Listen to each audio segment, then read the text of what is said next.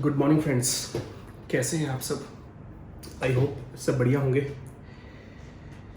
तो +1 का हमारा ये फर्स्ट लेक्चर है। आप फ़िलहाल मुझे बहुत अच्छे से नहीं जानते, सुना हुआ है सर आपके बारे में, हमने, हमारे फ्रेंड्स ने, हमारे कज़न्स ने, हमारे ब्रदर ने, हमारी सिस्टर ने सुना हुआ है। डोंट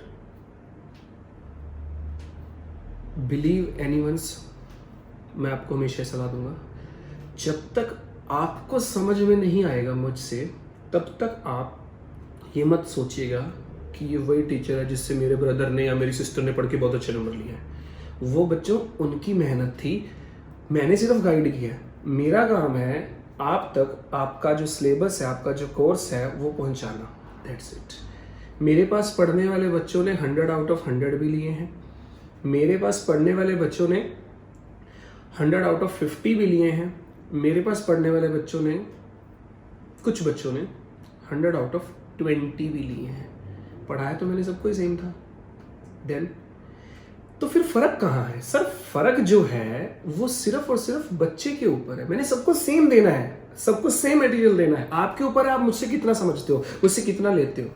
फर्स्ट ऑफ ऑल अपने माइंड से निकाल देना, यहाँ पहले वाले टीचरों जैसे होगा, मैं टीचर हूँ आप स्टूडेंट हो, ऐसा नहीं रहेगा। बड़ा फ्रेंडली माहौल रखता हूँ मैं अपनी क्लासेस के अंदर, ताकि बच्चे मेरे साथ बात शेयर कर सके। जब तक आप अपने अंदर से नहीं बोलोगे ना मेरे साथ, तब तक मैं आपको कंसेप्ट समझा नहीं पाऊंगा।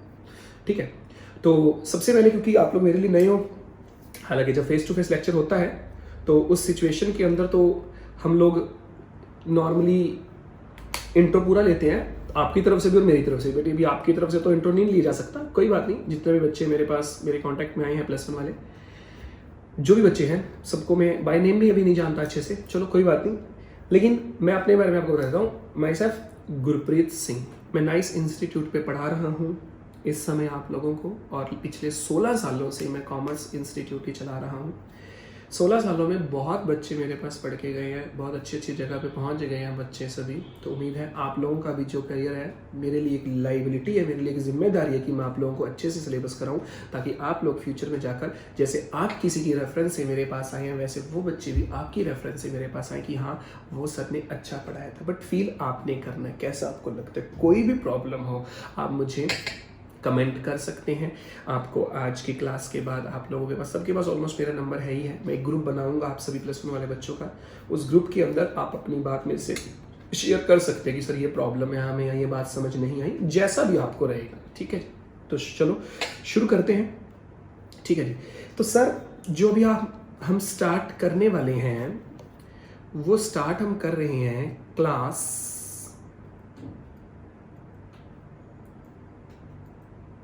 +1। सर मैं ये मान कर चल रहा हूं कि आप 10th में पास हो चुके हैं। कईयों का कहता पेपर रहता भी होगा, बट नोटिफिकेशन है, आप ऑलमोस्ट सब क्लियर है, मान लेते हैं इस बात को। ठीक है, ठीक है सर, इस बात को आपने मान लिया।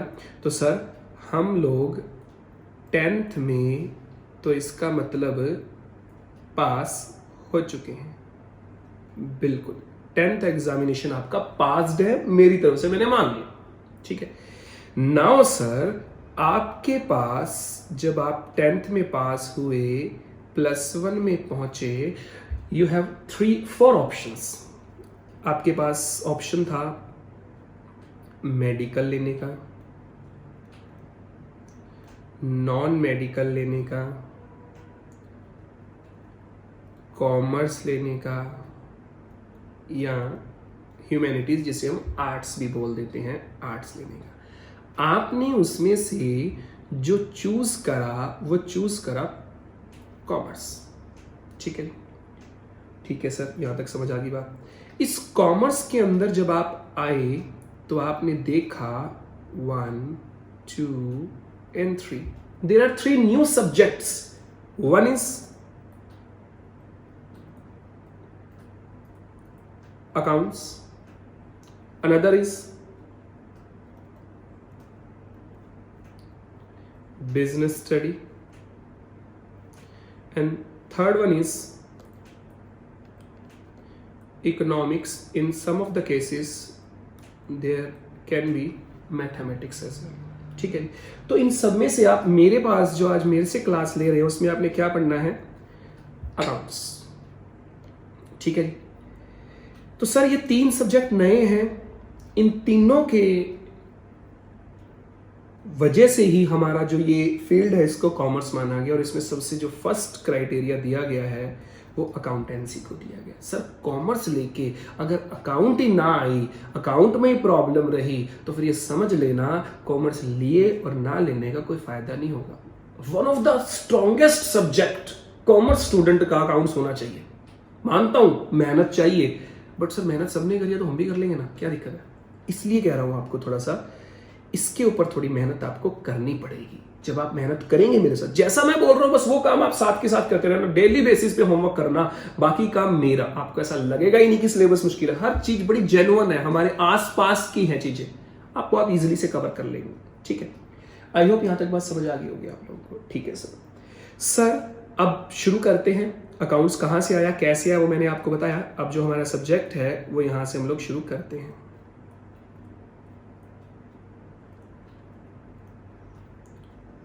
अकाउंटेंसी। ठीक है सर, पहला जो मेरा आपसे क्वेश्चन है वो है ऑब्जेक्टिव्स ऑफ अकाउंट्स। सर जो अकाउंट आप सिखा रहे हो इसका ऑब्जेक्टिव क्या है, समझे बराबर से। सर एग्जाम होगा उसमें पास होना, ये ऑब्जेक्टिव तो है ही है अकाउंट सीखने का। मेरे पास अकाउंट सीखने के लिए आए हो तो मैं मानकर चल रहा हूं कि आपका ये ऑब्जेक्टिव तो है ही कि सर हमें पास होना है, अच्छे नंबर लेने, कुछ करना है, ये ठीक है, ये तो एक बड़ा नॉर्मल सा है ऑब्जेक्टिव। इन एक्चुअल इसके अलावा जो हम लोग अकाउंट सीखेंगे इससे क्या पता चलेगा सर, समझिएगा बात। सर इससे क्या पता चलेगा, इससे पता चलेगा to know about profit or loss of any business organization। Sir किसी भी बिजनेस में हमें प्रॉफिट हो रहा है या फिर हमें लॉस हो रहा है, इस बात को जानने के लिए ही मैं अकाउंट बनाता हूं। सर उससे क्या होगा, सर अगर उस बिजनेस में, सर मैंने एक बिजनेस करा, उस बिजनेस में मुझे प्रॉफिट होगा तो ही तो आगे करने का फायदा है ना। अगर उसमें यही नहीं पता लग रहा कि प्रॉफिट हो रहा है या लॉस हो रहा है, इसका फायदा क्या। आप पढ़ी जा रहे हो, पेपर नहीं हो रहे, एग्जाम नहीं हो रहे, पता कैसे लगेगा कि बच्चा पढ़ रहा है कि नहीं पढ़ रहा, देन उस स्टडी का कोई फायदा ही नहीं है। सेम जब आप बिजनेस कर रहे हो, करी जा रहे हो, जब यही नहीं पता लग रहा whether you are earning profit और loss, then what is the objective of doing that business. आप कमाने के लिए तो बिजनेस कर रहे थे, तो देखो तो सही कितना कमाया। ठीक है सर, हमें पता लग गया हमने प्रॉफिट कमाया, फिर आप समझे बात। सर अगर मुझे पता लग गया है कि मैंने प्रॉफिट कमाया है, क्या पता लगा कि मैंने प्रॉफिट कमाया, फिर मैं क्या प्लान करूंगा, फिर मैं प्लान ये करूंगा हाउ टू, ये प्रॉफिट हुआ, फिर ये हुआ, फिर ये हुआ, फिर ये हुआ, फिर ये हुआ, फिर ये हुआ, फिर ये हुआ, फिर ये हुआ, फिर ये हुआ, इंक्रीज हो रहा है। सर अगर प्रॉफिट कमाया है फिर हम प्लान बनाएंगे। सर हमने प्रॉफिट कमा लिया, हमने देखा हमारे बिजनेस में प्रॉफिट और बैठ जाए, ऐसे नहीं है। हमें प्रॉफिट कमाया है, कमा लिया तो उस प्रॉफिट को बढ़ाना भी पड़ेगा सर आप लोगों को। तो सर इसका मतलब how to increase the profit. मुझे प्रॉफिट कैसे बढ़ाना है, मुझे ये सोचना है। How to increase the profit, मैं प्रॉफिट को कैसे बढ़ाऊं, मुझे ये सोचना है। That is the objective of the accounts. यही अकाउंट्स का ऑब्जेक्टिव है कि प्रॉफिट जो हो गया है उस प्रॉफिट को कैसे बढ़ाया जाए। कभी भी सेटिस्फाइड नहीं होना, और वैसे भी आप सेटिस्फाइड होते नहीं हो। मैं आपको आपकी लाइफ में से बताता हूं, जब हम छोटे छोटे से थे, हम कहते थे कि पापा बस मुझे ये दिलवा दो, उसके बाद आज के बाद कुछ नहीं मांगेंगे आपसे। फिर वो सामान लिया, जैसे फोन मान लेते हैं, पहले ब्लैक एंड व्हाइट फोन में कहता था पापा ब्लैक एंड व्हाइट दिलवा दो, दिलवाया उन्होंने। फिर मैंने कहा बस उसके बाद कुछ नहीं मांगेंगे। फिर थोड़ी देर बाद कलर आ गया, पापा बस कलर फोन दिलवा दो, उसके बाद कुछ नहीं मांगेंगे। फिर कलर आ गया, फिर कलर भी ले लिया, फिर उसके बाद टच फोन आ गया, पापा बस टच फोन दिला दो, उसके बाद कुछ नहीं लूंगा, टच फोन भी आ गया, फिर उसके बाद पापा बस आईफोन दिला दो। ये तो सर चलता रहेगा। बिल्कुल सेम बिजनेस में भी आपने कभी सेटिस्फाइड नहीं होना। जो बंदा बिजनेस से सेटिस्फाइड हो गया कि सर मैं तो बहुत कमा रहा हूं, बस बहुत है, सर नहीं। बिजनेस के लिए आपके अंदर वो भूख होनी चाहिए कि मुझे उस बिजनेस को बढ़ाना है, मुझे प्रॉफिट को बढ़ाना है, मुझे कुछ करना है, तो प्रॉफिट को बढ़ाना पड़ेगा आप लोगों। इसलिए क्या लिखा मैंने, प्रॉफिट निकल गया, फिर क्या क्या सोचेंगे, how to increase the profit, इस प्रॉफिट को कैसे बढ़ा सकते हैं। ठीक है, आई होप समझ आ गई होगी बात आप लोगों को। ठीक है सर। सेकंड, सर मान लीजिए हमने प्रॉफिट जब कैलकुलेट करने की कोशिश करी तब हमें पता लगा सर हम प्रॉफिट तो कमा ही नहीं रहे, हमें तो क्या हो रहा है, लॉस। सर दोनों चीजें पॉसिबल है, बिल्कुल पॉसिबल है सर, प्रॉफिट भी हो सकता है और हमें क्या हो सकता है, लॉस भी हो सकता है। सर मान लीजिए हमें लॉस हो जाता है, देन फिर क्या करेंगे। सर मुझे लॉस हुआ, नेगेटिव मेरा नीचे जा रहा है, देखो लॉस, थोड़ा कम किया, थोड़ा और कम किया, थोड़ा और कम किया, थोड़ा और कम किया, थोड़ा और कम किया, थोड़ा और कम किया, कन्वर्ट कर दिया किसमें, प्रॉफिट में। फिर प्रॉफिट आगे क्या हो रहा है, बढ़ रहा है, फिर प्रॉफिट आगे क्या हो रहा है, बढ़ रहा है। ठीक है जी। तो सर अगर प्रॉफिट होगा तो हमने क्या लिखा था, how to increase the profit, उस प्रॉफिट को कैसे बढ़ाएंगे। सर अगर लॉस हुआ तो हमें क्या सोचना है, how to reduce the losses, हम लॉस को कैसे कम करें, and sorry how to how to convert that loss into profit. Sir पहला जो कंसेप्ट था उसके अंदर मेरे पास प्रॉफिट आया था, तो मैंने क्या सोचा, इस प्रॉफिट को कैसे बढ़ाऊं।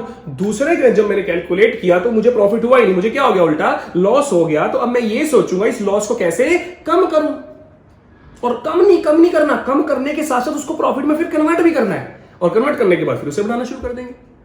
ये तो क्या था, ऑब्जेक्टिव ऑफ था अकाउंट्स में। फर्स्ट हमारा जो पेज था, इस पेज के अंदर हमने क्या सीखा, अकाउंट्स का जो ऑब्जेक्टिव है वो प्रॉफिट और लॉस फाइंड आउट करना होता है, पहली बात। दूसरी बात, अगर प्रॉफिट हुआ तो उस प्रॉफिट को कैसे बढ़ाना है ये प्लान करेंगे, अगर लॉस हुआ तो उस लॉस को कैसे कम करना है ये प्लान करेंगे। क्लियर है बात जी? ठीक है जी, यहां तक बात समझ आ गई होगी, प्रॉफिट को कैसे बढ़ाना है और लॉस को कैसे कम करना है, और कम करके प्रॉफिट में कैसे कन्वर्ट करना है। ठीक है सर, ये पहला पॉइंट हमारा कंप्लीट हुआ यहाँ पे। ठीक है जी, ये फर्स्ट इसके अंदर कंसेप्ट था हमारा, ये हमारा फर्स्ट कंसेप्ट था। अब चलते हैं नेक्स्ट सेकंड कंसेप्ट की तरफ। सर अभी जो आपने बोला कि हमारा जो मेन ऑब्जेक्टिव होता है वो होता है कैलकुलेशन ऑफ प्रॉफिट और लॉस।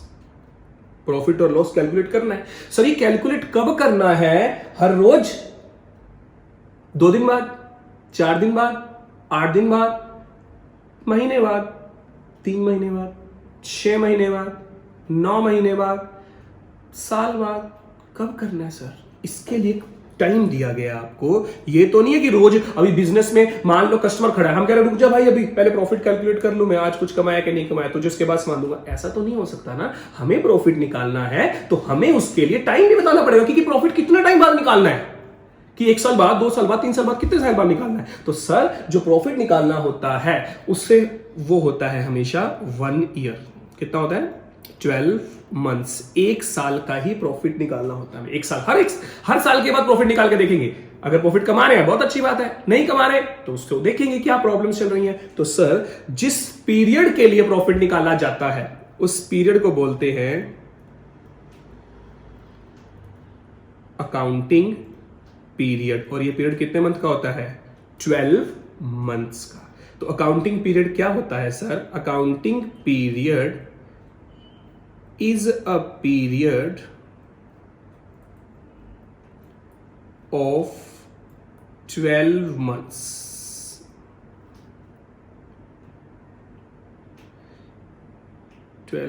मंथ्स की स्पेलिंग मैंने थोड़ी गलत लिख दी, इसको ठीक कर देता हूं पहले। 12 months. It can be of two types. Sir दो तरह का अकाउंटिंग पीरियड हो सकता है, दो तरह का। सर 12 महीने का पीरियड होता है, वो कोई बात नहीं है, लेकिन है वो दो तरह से। सर दो तरह के कौन कौन से हो सकते हैं? 1 2। फर्स्ट जो होता है उसे हम लोग बोलते हैं कैलेंडर ईयर,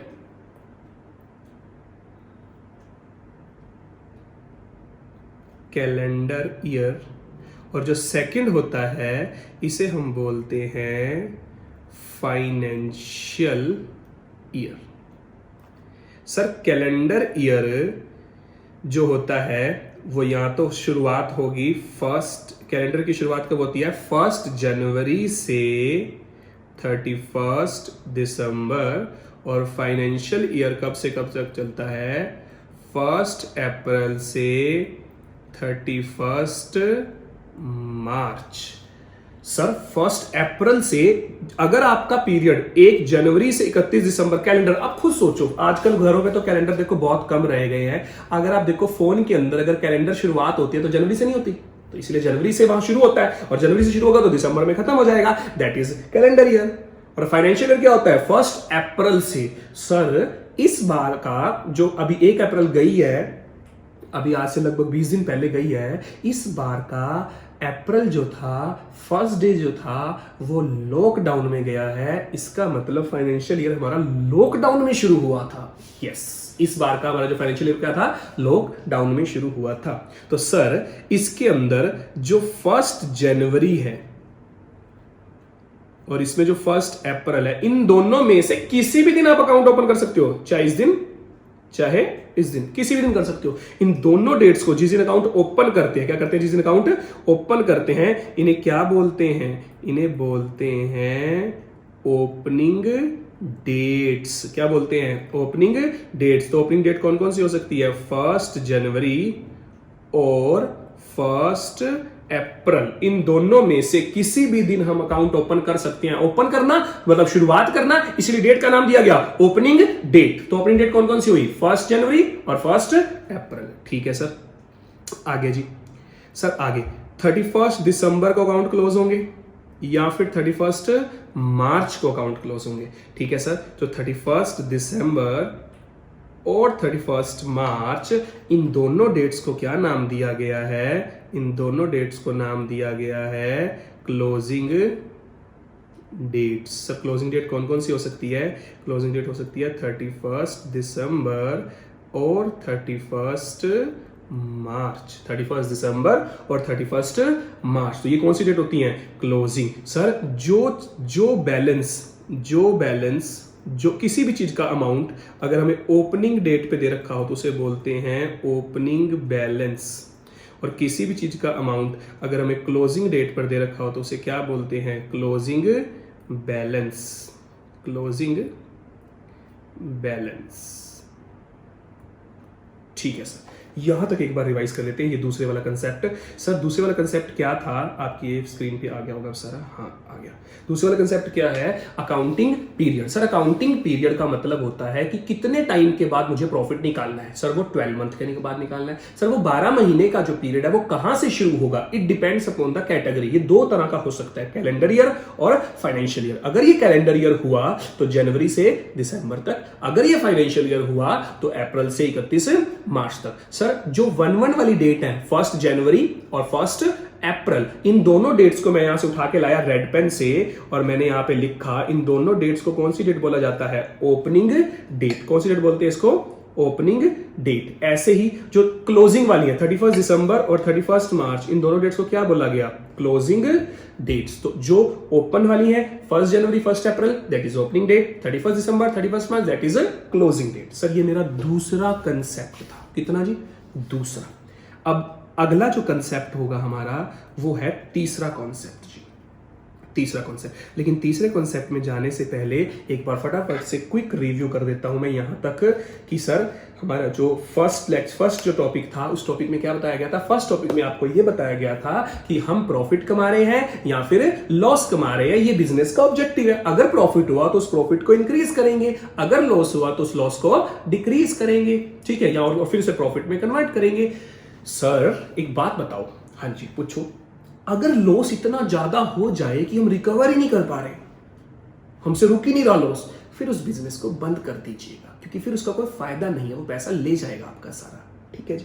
फिर दूसरा हमने देखा अकाउंटिंग पीरियड। सर ये जो प्रॉफिट और लॉस निकालना है वो कितने टाइम के बाद निकालना है? 1 ईयर के बाद निकालना है। और this year can be of 2 types, either calendar year और फाइनेंशियल ईयर। कैलेंडर ईयर शुरुआत होता है जनवरी से दिसंबर तक, फाइनेंशियल शुरू होता है अप्रैल से 31 मार्च तक। जो 1 वाली डेट है 1 जनवरी और 1 अप्रैल, that is non as opening date, और जो 31 वाली डेट है 31 दिसंबर और 31 मार्च, दैट इज क्लोजिंग डेट। ठीक है सर। अगला टॉपिक जो आता है, अगला टॉपिक बहुत इंपॉर्टेंट है, ध्यान से सुनिएगा जी। ठीक है, अगले टॉपिक का जो नाम है उसका नाम है, ये बहुत बहुत इंपॉर्टेंट टॉपिक है तो बहुत अच्छे से करना इसको, अकाउंटिंग टर्म्स। क्या नाम है जिसका? Accounting terms. अकाउंट्स में यूज होने वाले वर्ड्स। अगर आप अकाउंट्स लेकर आपको अकाउंट्स के अंदर जो वर्ड यूज होते हैं वो पता ही नहीं है, फिर कोई फायदा नहीं होगा। एक एक चीज बहुत अच्छे से समझना, बहुत अच्छे से। ठीक है, बहुत आराम आराम से करा रहा हूं आप लोगों को, बट ढंग से समझिएगा बस एक एक चीज। सर पहला पॉइंट जो हमें समझना है, पहला पॉइंट क्या होता है? प्रोपराइटर। क्या है जी? प्रोपराइटर। ठीक है जी। अब सर ये प्रोपराइटर क्या होता है? अब सुने जरा सर, प्रोपराइटर क्या होता है? प्रोपराइटर होता है ओनर ऑफ द बिजनेस। जो भी देखो, आप कहीं भी चले जाओ, कोई दुकान हो, कोई बिजनेस हो, कोई कंपनी हो, किसी भी तरह का काम हो, कोई तो मालिक होता होगा वहां का, कोई तो मालिक होता होगा। वो जो मालिक है उसे ही क्या बोलते हैं? प्रोपराइटर। जो मालिक है उसे ही क्या बोलते हैं? प्रोपराइटर बोलते हैं उस मालिक को। तो सर इसका मतलब, प्रोपराइटर का मतलब क्या होता है? मालिक। सर एग्जाम में मालिक लिख के आएंगे? नहीं, ये अंडरस्टैंडिंग दे रहा हूं। पहले 3 से 4 लेक्चर ऐसे होंगे जो सिर्फ अंडरस्टैंडिंग के हैं, जो बेसिक के हैं, जो बुक ओपन करने से पहले आपको आने जरूरी है।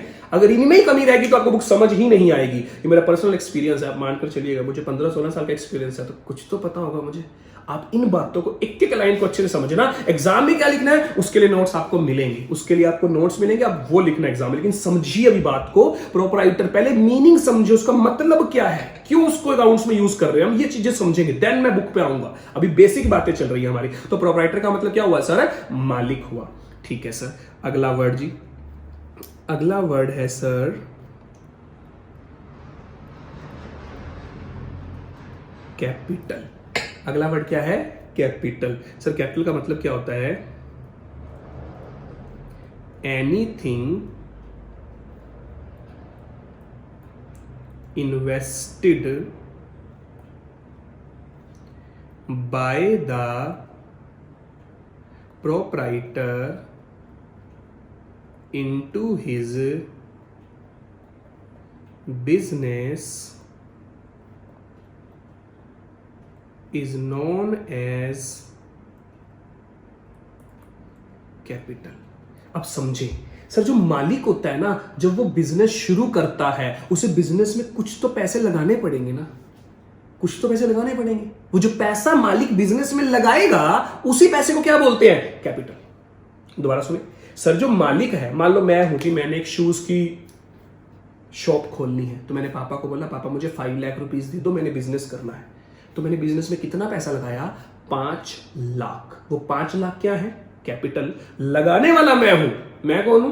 प्रोपराइटर। तो प्रोपराइटर कौन? जो लगाएगा, और जहां जितना लगाएगा वो क्या? वो कैपिटल। अब एक एग्जांपल आपको देता हूं, आपको सारी बात बिल्कुल क्लियर हो जाएगी। एक एग्जांपल समझे इसी के ऊपर। एग्जांपल, राम स्टार्टेड बिजनेस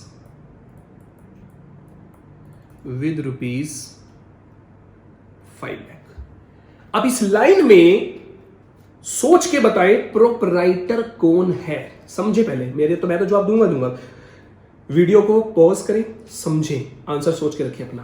कौन प्रोपराइटर है और कौन कितनी कैपिटल है, दोनों चीजें सोच के देखें। सर जो मालिक होता है वो है प्रोपराइटर, और वो कौन है?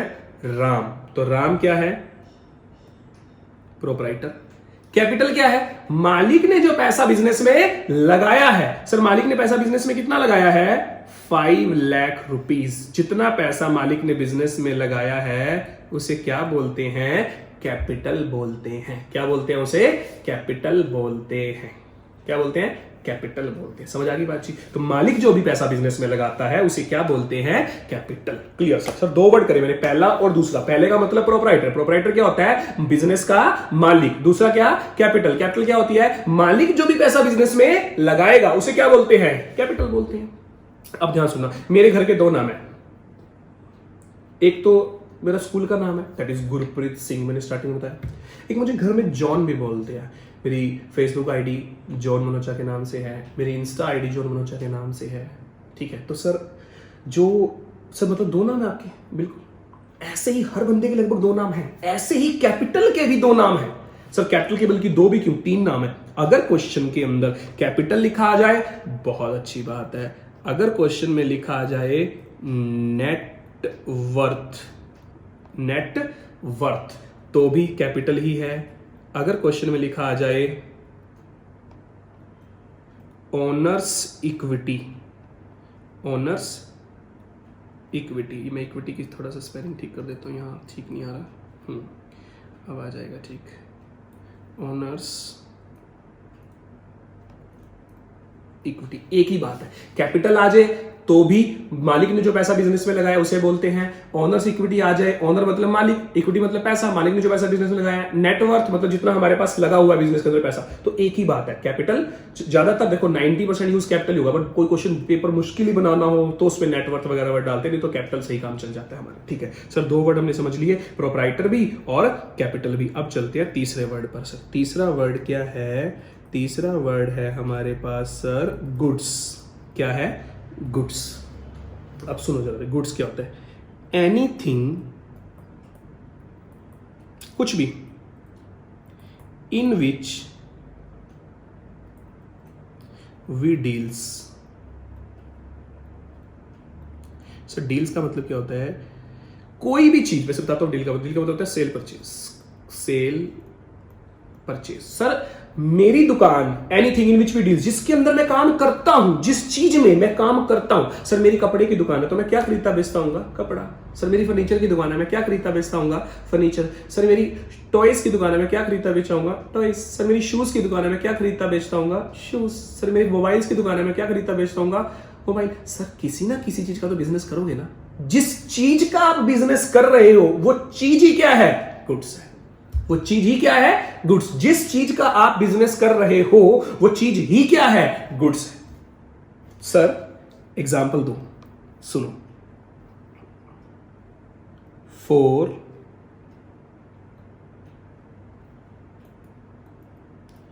क्लोथ ट्रेडर, बोलो, कपड़े का व्यापारी है, उसके लिए गुड्स क्या रहेंगे? Cloth. For shoes trader, goods क्या है? Shoes. For mobile trader, goods क्या है? मोबाइल। सर जिस चीज में हम काम करते हैं उस चीज को ही क्या बोलते हैं? हम लोग गुड्स बोलते हैं। जिस चीज में हम काम करते हैं उस चीज को ही हम क्या बोलते हैं? गुड्स बोलते हैं। ठीक है सर, 3 पॉइंट हो गए। फटाफट से एक बार रिवाइज करेंगे। प्रोप्राइटर, प्रोप्राइटर क्या होता है? फटाफट जवाब दो। प्रोप्राइटर क्या होता है? मालिक। दूसरा कैपिटल, मालिक जो पैसा बिजनेस में लगाता है उसे क्या बोलते हैं? कैपिटल। तीसरा गुड्स, जिस चीज में हमारा काम होता है, anything in which we deals, जिसके अंदर हम डीलिंग करते हैं उसे क्या बोलते हैं? गुड्स बोलते हैं। तीनों बातें समझ आ जानी चाहिए आप लोगों को। साथ साथ नोट कर लेना, चाहे पॉज करके करना, मैं इसके स्क्रीनशॉट आपको भेज दूंगा, नहीं तो आप वहां से अच्छे से नोट जरूर कर लेना साथ साथ। ठीक है, थर्ड के बाद सर 4th नंबर पे आएगी हमारी बारी जी। 4th नंबर पे जो आता है हमारे पास उसे बोलते हैं ड्राइंग। क्या बोलते हैं? ड्राइंग। अब सुने जरा, ड्राइंग का मतलब क्या होता है? कैश और goods withdraw by the proprietor from his business for personal use. अब सुनो, विड्रॉ का मतलब क्या होता है? सबसे पहला वर्ड विड्रॉ का मतलब होता है निकालना। प्रोप्राइटर का मतलब मैं आपको बता चुका हूं, मालिक। सर कैश और गुड्स, क्या क्या? कैश और goods, withdraw by the proprietor. अब ध्यान से सुनो, भूल जाओ इस कंसेप्ट को। एक स्टोरी सुनो। सर मेरी कपड़ों की दुकान है, रेडीमेड कपड़ों की दुकान है, मुझे एक मैरिज में जाना है, उसके लिए मुझे कपड़े चाहिए। सोच के बताओ मैं कहां से खरीदूं?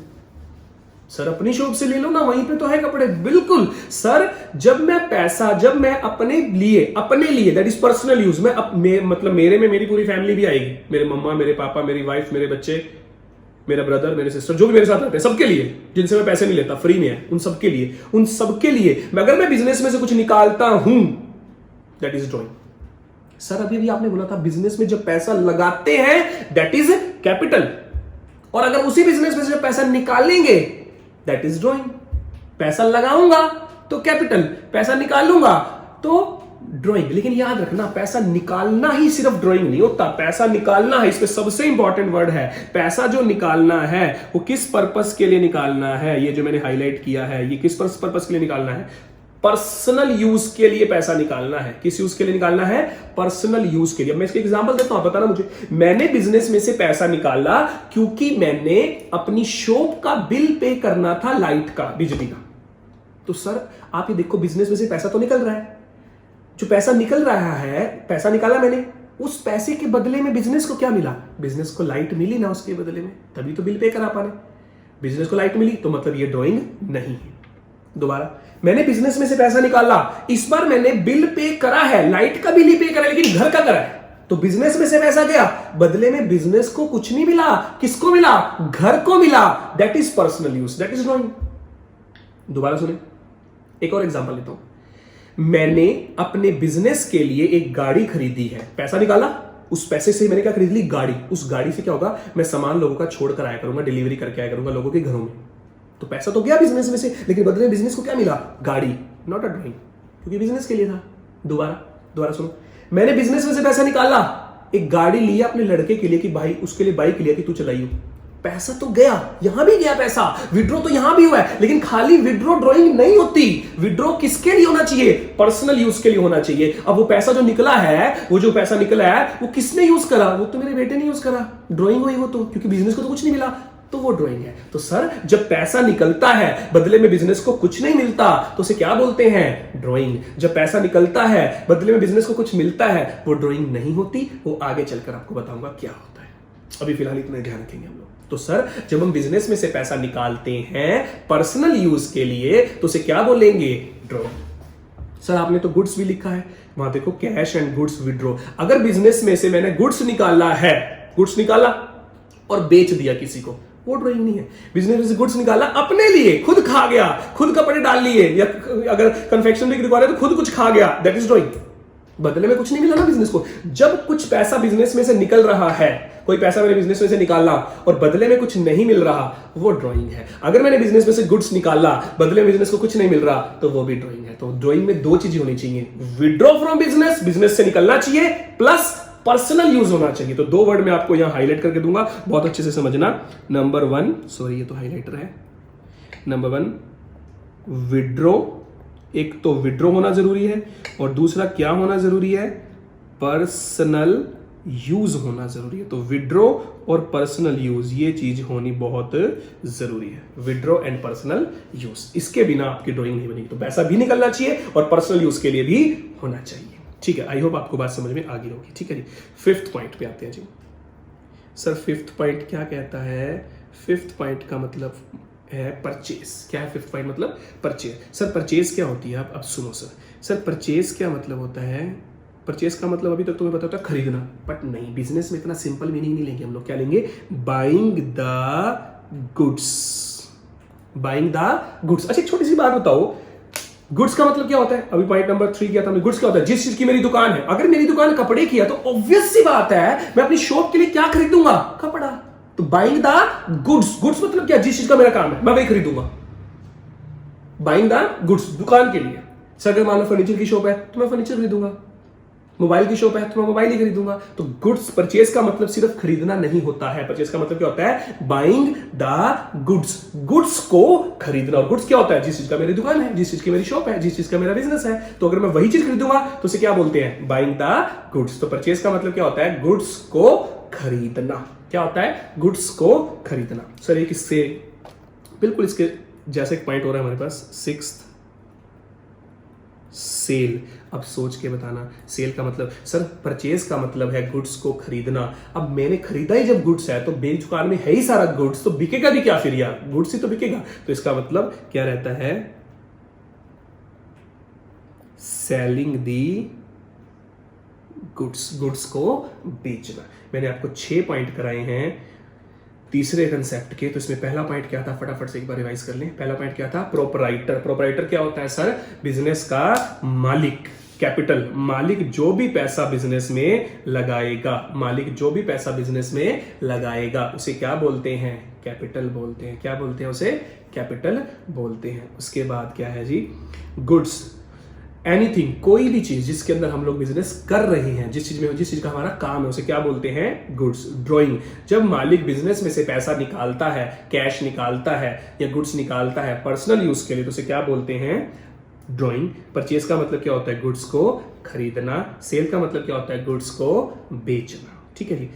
अच्छा जी, आज इतना ही पढ़ेंगे। इतना अच्छे से एक बार बढ़िया सी कॉपी में नोट कर लेना, जो नहीं समझ में आएगा, जो नहीं समझ आया, कोई भी पॉइंट आपको लगता है कि हमें नहीं समझ में आया है तो उसके लिए आप मुझे व्हाट्सएप कर सकते हैं 9996096681। ठीक है। उसके बाद 2-3 बातें आपको बता दूं। नंबर 1, आप यूट्यूब पर जाएंगे तो मेरा एक चैनल है वहाँ, नाइस इंस्टीट्यूट के नाम से, उसे जरूर सब्सक्राइब करें ताकि जो भी इंफॉर्मेशन मैं देता हूं या जो भी ये वीडियोस आती हैं सब वहीं पर ही होती हैं। ठीक है। तो नाइस इंस्टीट्यूट को सब्सक्राइब आपने ज़रूर करना है, सब्सक्राइब ज़रूर करना है। और जितना हो सके इन वीडियोस को शेयर कर दीजिएगा ताकि जिन बच्चों तक अभी तक वीडियोस नहीं पहुंच पाई हैं वो भी डिसाइड कर लें कि कैसा पढ़ाया जा रहा है, किस तरह से पढ़ाया जा रहा है। उनको शेयर भी जरूर करना। और हर 4 या 5 दिन के बाद या हफ्ते में एक मैं लाइव सेशन भी लेता हूँ। लाइव सेशन मतलब YouTube पर आपको लाइव सेशन मिलेगा। उस लाइव सेशन के अंदर क्या होगा, जो मैं लाइव हूँगा आपके साथ और आपकी जो भी प्रॉब्लम्स होंगी लाइव डिस्कस कर सकते हैं आप मेरे साथ। मैं आपको साथ के साथ उसके प्रॉब्लम्स की सॉल्यूशन देता चला जाऊँगा। ठीक है। तो इन बातों का प्लीज़ ध्यान रखिएगा, ये सारी बातें बहुत इंपॉर्टेंट हैं। ठीक है जी। नाइस इंस्टीट्यूट का चैनल को आप लाइक, सब्सक्राइब और शेयर जरूर करें। सब्सक्राइब करें, शेयर करें और लाइव सेशंस के अंदर जरूर पार्टिसिपेट करना। कोई भी प्रॉब्लम आती है आप मेरे से बात करें, सर यहाँ हमें प्रॉब्लम आई है, हमें नहीं समझ में आया। ठीक है। आई होप आपको बात समझ में आ गई होगी। बाय।